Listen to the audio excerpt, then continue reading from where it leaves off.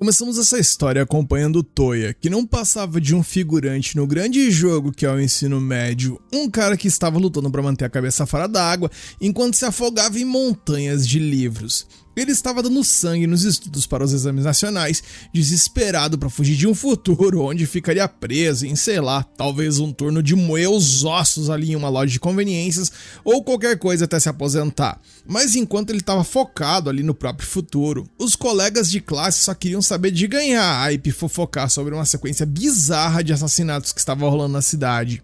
Os boatos eram insanos, principalmente porque a galera dizia que sempre que um corpo aparecia, a área ficava coberta por misteriosas pétalas de flores. Todo mundo estava jurando que essas pétalas eram a marca registrada de um monstro, mas nosso prota não estava nem aí para lendas urbanas quando a nota dele era o que estava em jogo. A paz da sala então é interrompida quando o professor entrou anunciando uma aluna nova chegando naquele dia. Só que quando a garota entrou, ela nem olhou pra cara do professor e muito menos deu bola para o resto da turma. Em vez disso, ela marchou direto à direção de Toya e se apresentou como Raito. O nosso prota não fazia a menor ideia do qual CAPS essa doida fugiu, e ele era esperto o suficiente para saber que se envolver com alguém que parecia uma protagonista de um anime ali saindo da tela era pedir pra treta. Ele deu uma resposta preguiçosa e sem interesse, voltando para as anotações dele na esperança de que ela simplesmente sumisse. Porém, contudo e entretanto, ela acabou sentando na cadeira ao lado dele e ficou quietinho o resto do dia. Mas no momento em que o sinal tocou e o prota começou a ir para casa, lá estava ela de novo, saltando sobre um corrimão ao lado dele. Nisso, ela mandou um mortal no ar que foi muito mais dramático do que qualquer movimento de um jogo de ação de alto orçamento, pousando em uma precisão que deixou o Toya completamente sem entender nada. Antes que ele pudesse perguntar qual era o problema dela, a Raito segurou o rosto dele e o encarou fixamente nos olhos. Isso mandou um calafrio direto para a espinha do nosso prota, que deu um jeito de se soltar e mandou uma desculpa rápida, dizendo que estava atrasado para o cursinho antes de sair em disparada. Enquanto ele sumia no horizonte, a Raito pegou o celular e disse para um contato chamado Newman que ela estava certa sobre o brilho nos olhos do garoto. Com essas palavras, o Toya foi oficialmente jogado em uma trama que ele nunca pediu para participar. Enquanto isso, em um canto obscuro da cidade, um lunático estava aterrorizando uma mulher com um facão de açougueiro, mencionando que ia transformar a garota numa refeição gourmet. Por puro azar do destino, aquele beco ficava logo ali na esquina onde o nosso prota estava indo, mostrando que o universo realmente estava querendo ferrar com ele. O Toya finalmente então encontrou um banco ali na frente do cursinho e puxou o resultado do seu último simulado. Uma média de 70% não era exatamente um fracasso total, mas em um mundo onde qualquer coisa abaixo da perfeição é um desastre, aquilo parecia uma sentença de morte pra ele. Ele então amassou o papel e jogou ali numa lixeira, tendo um acesso de raiva, desejando do fundo do coração ter algum tipo de talento único para não se sentir um completo desperdício de espaço. Mas ele bem sabia que habilidades especiais não caíam do céu para caras como ele. Naquele exato momento, dois policiais então chegaram no beco ali para investigar relatos de gritos. Eles viram um vulto curvado nas sombras e acharam que era só um morador de rua ou algo do tipo.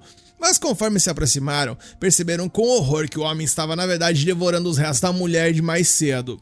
O assassino parecia genuinamente satisfeito consigo mesmo e os oficiais sacaram na hora que estavam lidando com o monstro. Um deles então puxou a arma, pronto para descarregar o pente se o bizarro desse um passo em falso. Alguns minutos depois, o garoto estava voltando para casa e passou por aquele mesmo beco. A primeira coisa que bateu nos olhos dele foram os corpos sem cabeça daqueles dois policiais, enquanto o assassino estava ali gargalhando como um completo psicopata. O Toya agora era oficialmente parte da cena, ou seja, se fudeu. De repente, a Raito apareceu como se fosse mágica e, vendo a cara de choque do rapaz, perguntou se ele estava sentindo inveja. Ela explicou que quando as pessoas presenciam um talento de verdade, elas geralmente sentem ou admiração, ou medo, ou inveja. Ela chutou que alguém tão desesperado quanto o Toya estaria queimando de inveja por dentro naquele momento.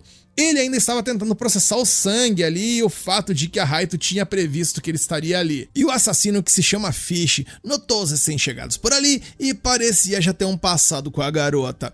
Ele agradeceu a ela por ter sido o gatilho que permitiu que ele despertasse o próprio talento, mas como uma forma bizarra de gratidão, ele decidiu que ela seria o seu próximo prato. Ele então avançou contra os dois com uma velocidade absurda, mas a Raito foi mais rápida do que ele, agarrando o Toya e protegendo o garoto ali atrás de um pilar de pedra antes mesmo da lâmina do matador atingir o alvo. Aquela manobra foi aparentemente guiada pelos cálculos da Nilma. A Nilman lembrou a garota para acabar com aquilo o mais rápido possível, então ela passou o celular pro Prota e perguntou o que ele faria se pudesse ganhar instantaneamente as habilidades de suas vidas passadas. Para um cara como o Toya, aquilo soava como um código de trapaça para a vida, mas o método era brutal. O item necessário era uma lâmina específica e para ativar o poder, ele teria que ir com tudo no modo sombrio e cortar a própria garganta. Rapaz, enquanto o Fish os perseguia, a Raito fez exatamente isso. Ela torou-lhe o próprio pescoço para ativar sua vida passada como uma Kunoichi lendária. No momento em que a transformação rolou, pétalas de flores começaram a jorrar dela. Enquanto ela caía na porrada com o assassino, a Nilman explicava a situação pro Toya pelo telefone. Ela mencionou que através do ramo da reencarnação, certas pessoas chamadas de retornados poderiam puxar talentos ali de suas experiências anteriores, as suas existências anteriores. Isso permitia que fizesse feitos sobre-humanos e as pétalas eram a prova física desse poder. Ela avisou que mesmo que alguém tivesse sido um gênio na vida passada, essa pessoa poderia ter sido um monstro, o que é exatamente o que aconteceu com o tal do Fish ali.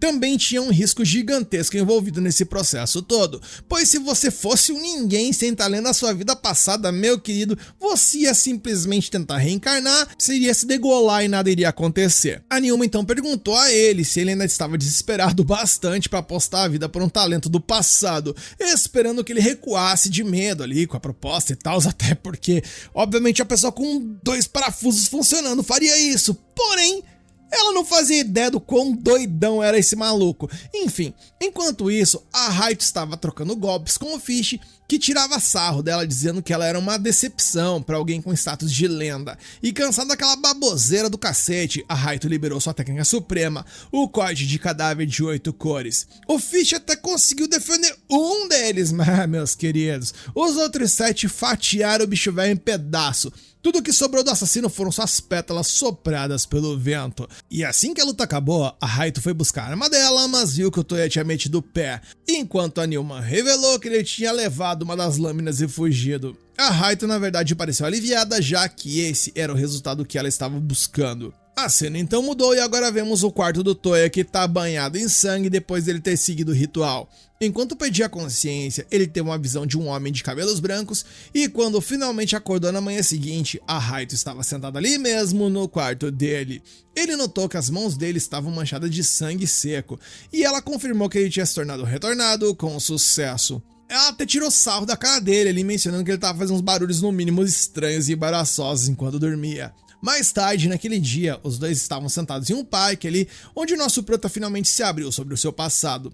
Ele tinha um irmão mais velho que se chamava Seiya, e que não era o Cavaleiro do Zodíaco, que era um verdadeiro prodígio em tudo o que fazia. Enquanto Seiya era o filho de ouro, o Toya passou a vida tentando escapar da sombra do irmão, mas o Seiya acabou ficando doente e acabou indo de vala. Os pais dele, de algum jeito, ainda conseguiram culpar o rapaz pela tragédia e acabaram o expulsando de casa, o que alimentou a obsessão dele em conseguir pelo menos um único talento e provar que todos estavam errados. E, gente, ele tinha tentado todo tipo de hobby e habilidade possível e impossível que vocês possam imaginar, mas ele sempre foi no máximo medíocre em tudo. A Raito disse que entendia a dor dele porque estava no mesmo barco, e antes que o garoto pudesse pedir detalhes, ela recebeu uma mensagem da Nilman. E nisso a cena mudou e eles então chegaram ali a uma espécie de um quartel-general da Nilman, que era uma sala cheia de monitores que pertencia a alguém que claramente não via o sol faz muito tempo. A Nilman explicou que ela e os outros faziam parte de um grupo chamado Floresta dos Grandes e a missão deles era eliminar os retornados malignos como o Fish antes que eles causassem mais treta. Ela esperava que o Toya se juntasse à causa e ele pareceu estranhamente animado para sujar as mãos. O primeiro trabalho dele era caçar um retornado chamado Vlad, embora Nilman tivesse especificado que não o queria morto de imediato, pois ela precisava estudar o talento dele primeiro. 2 dias depois, a missão começou em uma floresta densa. O Toya ficou pra trás enquanto a Raito ia na frente. Só que, gente, enrolar o Vlad era um pesadelo tortuoso, porque esse desgraçado ali tinha um talento que permitia manifestar espinhos extremamente afiados ali que saíam da terra quando ele bem entendesse. A Raito inclusive até levou um golpe sério no ombro ali e se prejudicou durante a luta. E vendo que a situação tava começando a ficar feia, a Nilman mandou o garoto fugir, mas ele não ia deixar a parceira morrer. Justo quando o Vlad se preparava para finalizar a Raito, um braço de repente atravessou o peito dele. O Toya tinha usado uma parede de pedra como escudo para alcançar através da matéria sólida e agarrar o vilão por trás. O Vlad percebeu que o garoto tentou roubar o seu coração, mas errou porque ainda era um novato com os poderes. O Vlad então riu, achando que estava em vantagem, mas nesse momento uma aura no mínimo aterrorizante encheu a floresta e uma voz misteriosa ordenou que o Vlad recuasse. E mesmo contra a vontade, o vilão decidiu fugir, deixando eles vivos. A cena então mudou mais uma vez e mais tarde naquela noite, o Toya estava sozinhão ali de boas em uma ponte quando o Vlad o encurralou ele de novo, exigindo que ele devolvesse o que tinha sido roubado. O nosso proto então deu uma de João sem braço ali, mencionando que não fazia ideia do que o doidão tava falando, mas o Vlad obviamente não comprou o discurso. Ele explicou que durante aquele embate anterior, o objetivo do Toya não era matá-lo, mas sim roubar o seu talento de verdade. O Vlad tinha vindo sozinho para recuperar o poder, o que foi um erro fatal. Afinal, o Toya queria manter em segredo a sua habilidade de absorver poderes, e para garantir que o Vlad não abrisse o bico, ele ativou a habilidade de espinhos roubada e o empalou generosamente. O Toya não estava interessado em ser um herói ou proteger os fracos, nada dessa papagaiada. Ele só queria o quê, minha gente? Ele só queria acumular o máximo de talentos possível para se tornar um ser supremo. E ele estava pronto para esmagar qualquer um que cruzasse o seu caminho. A cena mudou e na manhã seguinte, a Nilman liga para acordar a Raito e acaba ficando bem confusa com o que vê pelas câmeras. Afinal, o Toya passou a noite inteira em claro estudando e ela não achava que ele fosse esse tipo de pessoa que continuaria se matando nos livros depois de já ter se despertado ali com um talento e tal, já que isso parece um esforço meio que inútil agora. Nosso prota simplesmente ignora o comentário e pergunta qual é o rolê de hoje, então a Nilman avisa que ele vai caçar um reencarnado maligno, mas antes disso tem uma parada que ela quer que ele faça. Nisso ela passa o endereço da casa da Raito porque a garota não está atendendo o celular e ao chegar lá, bem, nós e o nosso prota descobrimos ela toda detonada ali meio dormindo e com as roupas desajustadas no meio do seu dojo. A Nilman começa a berrar com a Raito por ser tão preguiçosa, mas a garota se defende, dizendo que só perdeu a hora porque passou a madrugada inteira treinando suas habilidades com a espada. Mais uma vez, a Nilman não consegue entender porque alguém perderia tempo treinando quando os poderes que eles já possuem superam qualquer coisa que poderiam alcançar com esforço humano. Mas a Raito não liga e diz que simplesmente gosta de praticar sempre que pode.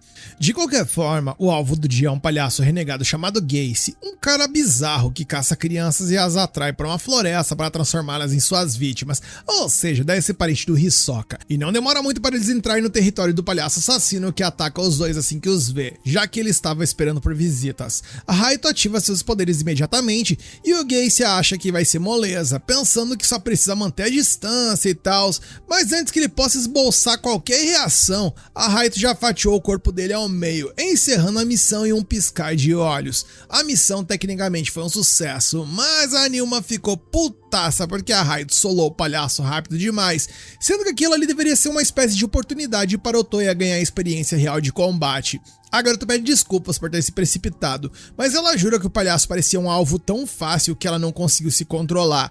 Só que parece que o Toya e a Raito não eram os únicos atrás desse palhaço, porque tinha uma equipe de elite inteira na cola dele, e agora que viram a Raito acabar com o cara tão fácil, eles decidem começar a segui-la também para descobrir qual é o segredo desses espalhadores de pétalas. A cena mudou, e mais tarde naquela noite, a Raito está caçando outro reencarnado maligno, mas de repente, um monte de maçãs cai na frente de um cara chamado Gen, e um segundo depois, ele é prensado no chão por uma força esmagadora. E meus amigos, a coisa começa a ficar interessante a partir de agora, pois alguns reencarnados são no mínimo bem interessantes. Enquanto o Gen luta com todas as forças e finalmente consegue escapar do campo de gravidade para continuar fugindo, descobrimos que quem realizou essa proeza foi ninguém menos que o reencarnado do Newton, e ele ficou bem impressionado, já que o cara conseguiu superar aquela pressão sozinho. E já acabou? Calma que as surpresas não param, pois como o alvo está correndo de novo ali, sobra para a reencarnada do Einstein parar o sujeito. Então ela usa a teoria da mecânica quântica para se teletransportar bem ao lado do adversário e em seguida teletransporta o braço dele para fora do corpo. Quando a Einstein volta, o Newton a parabeniza pelo serviço, mas pergunta por que diabos ela se teletransportou ali com o braço e não pegou logo a cabeça do cara de uma vez para acabar com tudo isso. enquanto ela responde que matar os alvos é o trabalho do soldado, então ela não queria roubar o brilho dele. Nesse momento, o Gen sente o cano de uma arma encostando na nuca e recebe ordens para se render, mas ele usa a mão que sobrou para pegar uma tesoura e corta os olhos e o pescoço do soldado. O inimigo tem certeza de que aquilo foi o suficiente para capotar o Corsa do homem, mas logo em seguida ele leva um pipoco no peito, pois aquele não é um soldado comum, mas o próprio Hiroshi Funazaka, um sargento do exército imperial japonês da Segunda Guerra Mundial, que era conhecido como Sargento Demônio, justamente por sobreviver a ferimentos mortais e diversas tentativas de suicídio. Então é justamente por isso que ele demonstra aqui o poder do soldado imortal.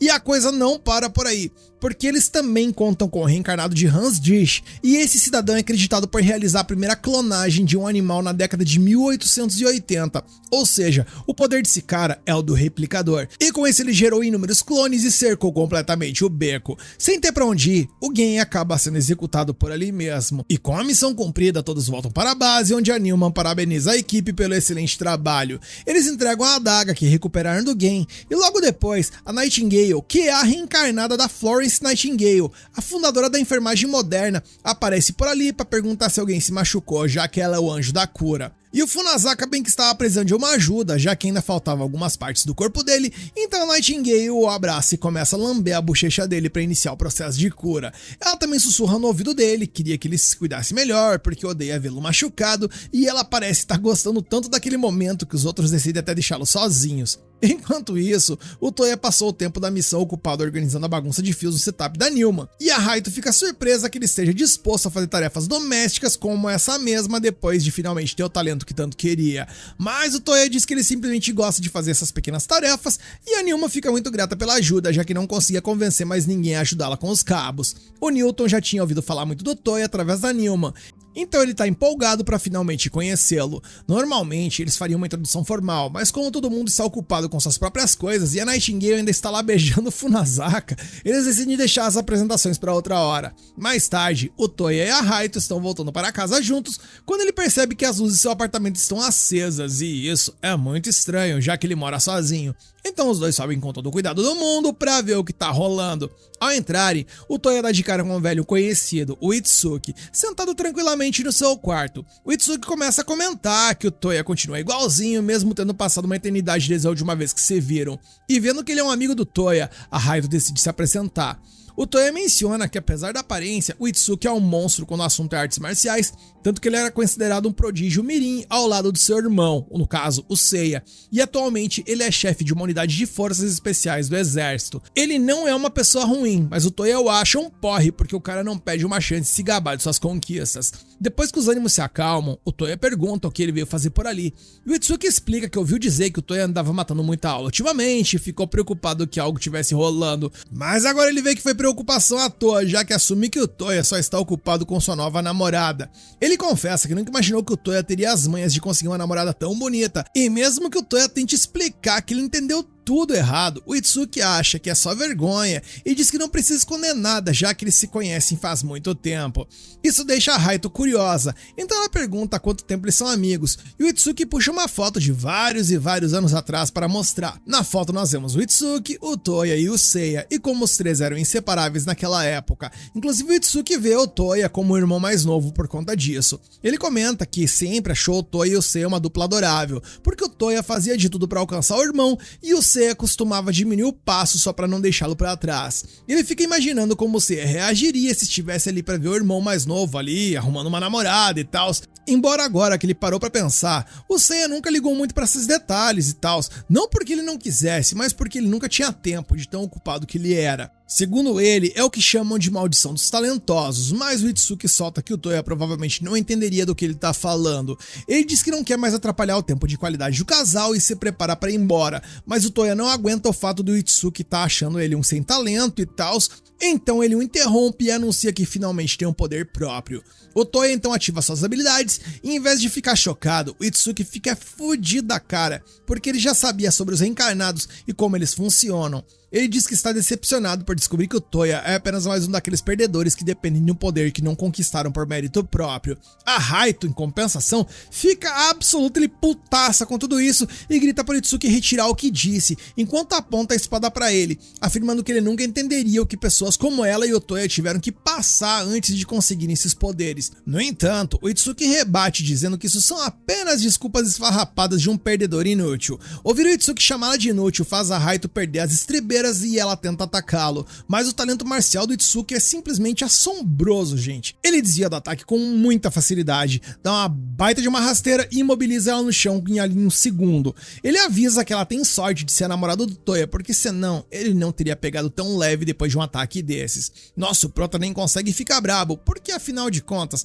a Raito realmente tentou matar o cara ali. Enquanto o Itsuki vai saindo, ele admite que usar o poder de reencarnado foi sim um atalho barato, mas ele planeja usar essa força para conquistar seus próprios talentos e um dia superar o próprio Seiya. E ouvindo isso, o Itsuki vai embora sem dizer muita coisa. Do lado de fora, logo ali na esquina, uma equipe de forças especiais estava de tocaia, porque o verdadeiro motivo da visita do Itsuki era confirmar se o Toya era mesmo um dos reencarnados. Mas mesmo com a confirmação, ele ordena que a unidade recue por enquanto porque não quer machucar o seu amigo. O Dr. Yoshiki fica decepcionado ao ouvir que o Itsuki não pretende capturar os dois, pois ele estava doido para conseguir novas amostras de pétalas de reencarnados, mas o Itsuki dá um basta e diz que ele já tem amostras mais do que suficientes, proibindo qualquer um de agir por ali. Enquanto isso, no quarto do Toya, a Raito está deprimida em um canto, porque além de ter perdido a cabeça, ela foi totalmente dominada mesmo estando com seu talento ativado. E vendo a Raito na fossa, ele finalmente entende o que ela quis dizer quando falou que eles eram parecidos. Ela explica que antes de conseguir seu talento, ela era apenas uma garota comum e inútil, tão inútil que foi abandonada logo que nasceu. Ela cresceu em um orfanato onde as outras crianças eram cruéis e ela sofria bullying dia sim e dia também, principalmente por ter o cabelo de uma cor diferente. Ela chorava até dormir todas as noites e os funcionários não davam a mínima, fingindo que não viam nada. Porém, um dia ela foi acolhida por um homem bondoso que a levou para o seu dojo e prometeu treiná-la. A Raito ficou feliz por finalmente ter um lugar onde pertencia, mas como a família era cheia de regras e tradições antigas, muitos foram contra o mestre aceitá-la. Ele não ligou para as reclamações e a acolheu mesmo assim. Ele deu a ela todo o amor e a atenção que poderia desejar, e a Raito queria retribuir trabalhando duro para dominar a espada, mas não importava o quanto ela treinasse, ela nunca melhorava porque não tinha talento nenhum para aquilo. Ela queria desesperadamente orgulhar o seu pai adotivo, e foi aí que ouviu boatos de uma arma de reencarnação que poderia despertar um talento. Ela procurou por todos os cantos, até que finalmente encontrou uma e despertou as habilidades de Musashi, mas na empolgação de mostrar um novo poder para o pai, ela acabou indo longe demais e quase o matou. Ele conseguiu sobreviver, mas ficou aleijado e nunca mais pôde segurar uma espada, o que resultou obviamente no fechamento do dojo e na expulsão da Raito da família pelo que ela tinha feito. Ela obviamente não quer que as coisas terminem assim, então planeja consertar tudo se tornando uma reencarnada completa e reabrindo o dojo para o pai, mas essa é a primeira vez que o Toya ouve falar sobre um reencarnado completo e ele não entende do que ela tá falando. Enquanto isso, o Itsuki e Yoshiki estão voltando de carro para a base e o Itsuki confessa que preferia ter evitado aquele reencontro porque não queria ter dito aquelas coisas duras, mas ele realmente está decepcionado com o rumo que o Toya tomou. E o que torna tudo pior é que tudo isso bate exatamente com a profecia que eles receberam, o que significa que as coisas só vão piorar daqui pra frente. De volta à casa do Toya, ele pergunta o que seria tal de reencarnação completa, ser um reencarnado completo e tal, e a Nilma entra na conversa para explicar que todo mundo lá na Árvore dos Grandes é um reencarnado completo, exceto o Toya e a Raito. A principal diferença é que enquanto a Raito e o Toya têm um limite de tempo para usar as habilidades, os outros não têm tempo de recarga nenhum e estão sempre na forma talentosa. Esse estado pode ser alcançado usando os talentos cada vez mais em batalhas até que você simplesmente não volte mais ao normal. Por mais arriscado que isso pareça, é exatamente o que a Raito quer, porque a única forma dela encarar o pai de novo é se ela voltar como o próprio Musashi Miyamoto. Mais tarde, o Toya chama a Raito na escola porque tem algo que mostrar para ela. Primeiro, ele faz com que ela desligue o celular para que a Nilma não consiga ouvir. E quando ele tem certeza de que estão seguros, ele revela que o seu verdadeiro talento é roubar o talento talento dos outros. A Raito diz que está impressionada porque o talento dele é muito útil, mas o Toya pergunta se ela tem certeza de que quer comemorar isso, já que na busca por talento, ele com certeza miraria nos seus próprios companheiros se fosse necessário. No entanto, algo assim não incomoda a Raito, porque ela diz que faria exatamente a mesma coisa se estivesse no lugar dele. Ela está torcendo para que o Toya faça o seu melhor, mas ela também fica um pouco irritada, então empurra o Toya contra a parede e pergunta por que ele ainda não tentou roubar o talento dela.